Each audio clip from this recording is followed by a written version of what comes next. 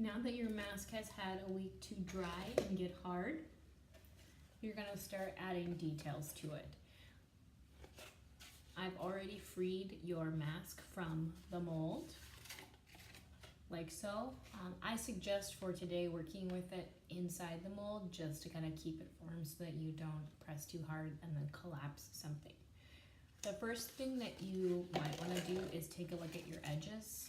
Mine look pretty rough, so I'm going to go ahead and trim those up. So turn it over so you have the ability to cut the edges off.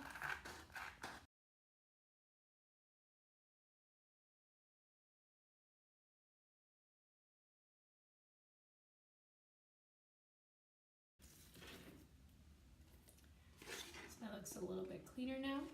Now I'm going to put it back on the mold just so that I don't, as I'm working, maybe press too hard and make it collapse on itself. Some of you may have already put those black eyes and nose on with the construction paper while we were paper macheing everything. So if you did that, you're kind of one step ahead. If you didn't do that, I do have ones already pre-made. So if you want to draw those things, you can draw them. Otherwise, I do have ones that are pre-made, 2 eyes and a nose, if you want to go ahead and get those on. You do want to use your Elmer's glue or your liquid glue to make sure that you get a nice secure connection, especially since you aren't gluing to a flat surface. You might want to make sure you have a little bit extra, but not too much. And then place them over the eyes and press firmly, maybe even kind of just smudge it around a little bit so that that glue has a chance to cover more surface area. Go ahead and do both of those. This is also something that you could draw on if you don't want to do any cut paper stuff. You could draw these on with a pencil, and then when you're ready, a Sharpie. Make sure those are pressed on nice and firmly. Now when you're doing the nose, because we're doing a skull or representation of a skull, again, you're going to have kind of an empty socket that you're filling up. And so I've also created these kind of triangular shape for the nose with these little slits. So you could draw that again with the Sharpie. I'd recommend doing black so it gives you the impression of a shadow. You're going to use this pre-cut one. Just go ahead, just like we did with the eyes, and get a good amount of glue in there and place it over the nose. Make sure that it really sticks to it. I'm going to lay it down so that I can do this better. Okay, and then those little slits that I created, if I don't have any glue there, I'm going to get a little bit of glue on those little spots right there so that they can kind of lay down over top of the nose, because we're trying to glue something flat to something that's got shape and form. So that's why those slots are there, those slits are there to kind of help do that. So this looks slightly messy, but this will dry clear, so I'm not really too worried about that. And again, that could be something that you end up drawing as well. When you're doing the mouth, I would probably just go ahead and draw that. And this one that I have that I've been working on, I drew it out in pencil first and then went over it with the thin lined Sharpie. If that's too hard for you to draw on this surface, something that you could do is get some of that paper from me that you used to do your paper macheing with, and draw it while it's flat and then glue it on.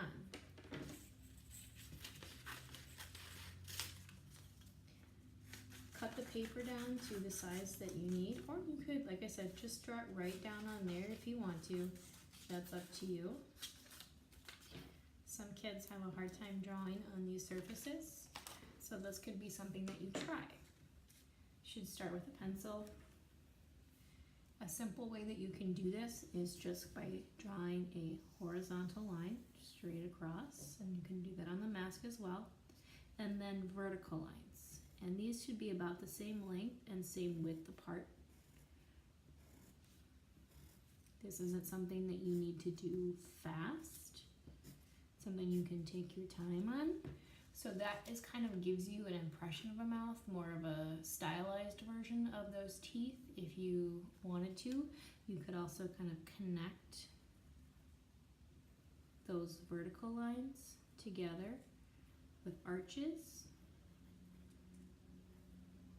to create more of a realistic looking tooth.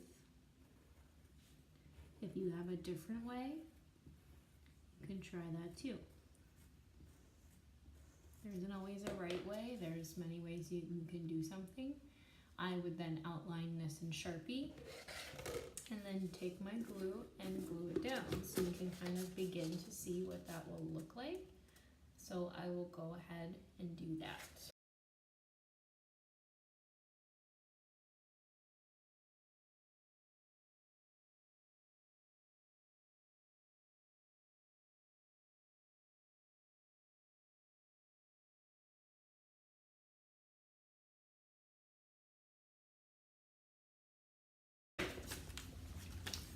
Now that I have this drawn, I'm going to go ahead and glue it down.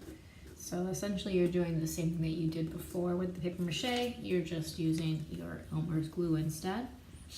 Again, you want to make sure that you get plenty of glue on here so that it lays down to the surface.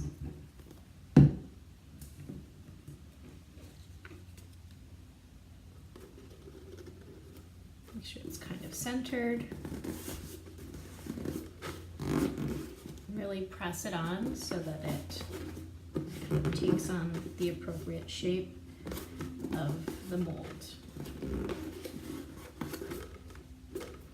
Okay, so you kind of have everything at least started at this point, and then now if you haven't created a plan in your sketchbook, that's something that would be a really good thing to do, to think like an artist.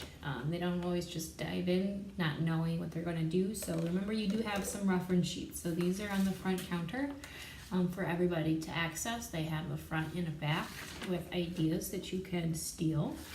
I also got a couple of screen grabs from both Coco and from Book of Life if you want to see some color images in more of a stylized cartoon fashion. You could look at those for ideas as well. In my sketchbook, I have kind of a rough plan. It doesn't need to be exact or precise, but it's good to kind of have some things thought through. And then you can go ahead and start drawing those on your mask, or you can use cut paper. Again, this version is basically all cut paper with the exception of the mouth. You decide, you can mix and match or do one or the other only. That's something that you should be thinking about and planning for in your sketchbook. So I'm gonna go ahead and start doing some drawing details on here. And when I'm doing this, I'm gonna kind of turn the mask to whatever direction that I need to reach it best. And these are typically symmetrical. So symmetrical means they are the same on each side. So if I do an image on one side, then I would repeat it in the kind of the same place on the other. So think about that, and so that you can make it symmetrical. Another thing to think about is if we look at, you know, the reference papers or the screen grabs, these still have a lot of white. Make sure that you don't have too much color overwhelming the skull itself, otherwise it begins to kind of lose the idea that it is a sugar skull or calavera for Day of the Dead. So make sure you have still have plenty of white. So balance your designs and your color with the amount of white you should still have on your mask. So I'm going to go ahead and do some drawing, and I will check back in with you guys in a minute.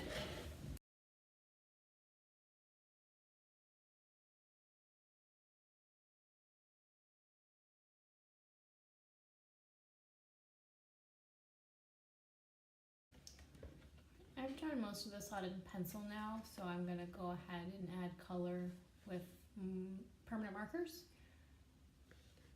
just to make it more interesting and to see a little bit of contrast so it can stand out.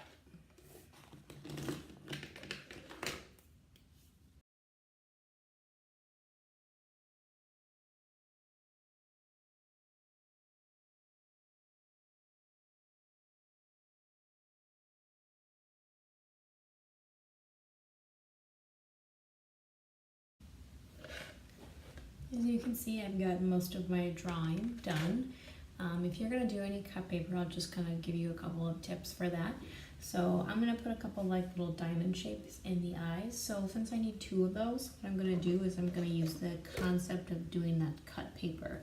So I've got a piece of scrap paper here. You can grab from the scrap bin, guys. And I need a diamond. So I'm going to do 2 of them. So 1 full diamond on a piece of folded paper will equal 2 diamonds.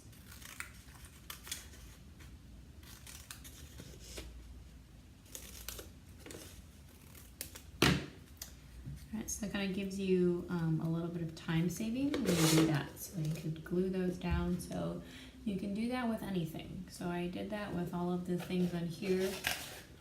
With this heart, I folded it in half and drew half of the heart, and then you could, if you need multiples of things, just make the complete thing, fold the paper, and cut it out, and you have 2 complete things.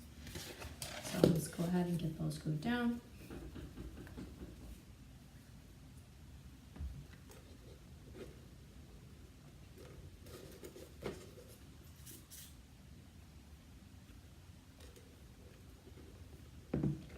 And the last thing that I'm going to talk to you guys about is adding any glitter or sequins. So this is the last thing you do. So you will probably do this on the last day that you have to work on this so that all of your drawing is done. If you do all the glitter and the sequins first, you're using glue to do that. So if you need to do drawing afterwards, there's a good chance that you're going to smudge it and mess it up. So think about how you're going to do this and when you're going to do it.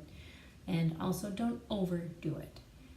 Sometimes less is more. Just because you have the chance to do glitter doesn't mean that you need to put it everywhere. So kind of be thoughtful about how you're going to do it. So I'm going to do 2 different colors. So I'm going to do gold and a little bit of blue.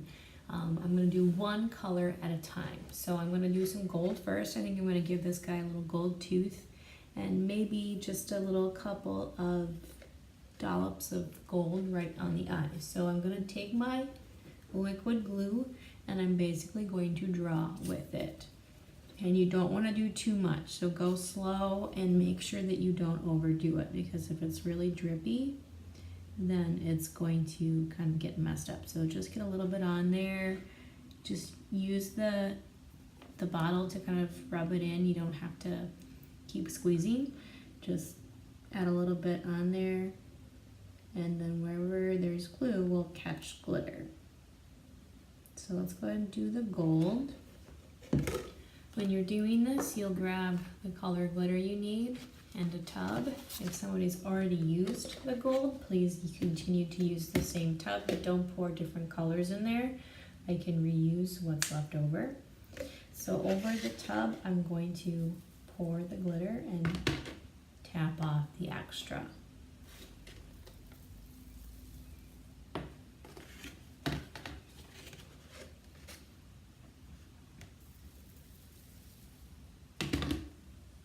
Okay, so that's why I'm only doing 1 color at a time, because if I had glue here and I wanted it to be blue, I would get gold all over it. So 1 at a time. And when you're done with that one, close the lid tightly, put this back on the shelf or give it to somebody else who needs it. And then if you want to do another color, again, don't overdo this. Let's just put let's make some blue eyebrows. How about that? So a little line of glue for eyebrows. Don't overdo it. You don't want big blobs, otherwise it'll drip all over the place.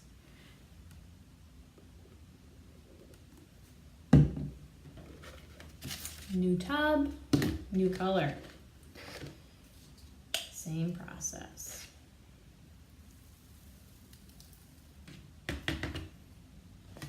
Please don't worry about the glitter in the tub. I will take care of that later. And try to get most of it back in the container so that you don't waste it. Alright, so basically gonna go ahead and call this done. We still have plenty of white showing, but there's lots of decoration. Considered all of the sides and did a few enhancements. They do have sequins as well, so if you want to do those, again, that would be kind of one of the last things that you do. And when you apply these, make sure you're using that liquid glue and don't overdo it. Consider and be thoughtful when you apply these things. You don't need to even use these at all if you don't want to. Just add a little dab of glue to your sequin.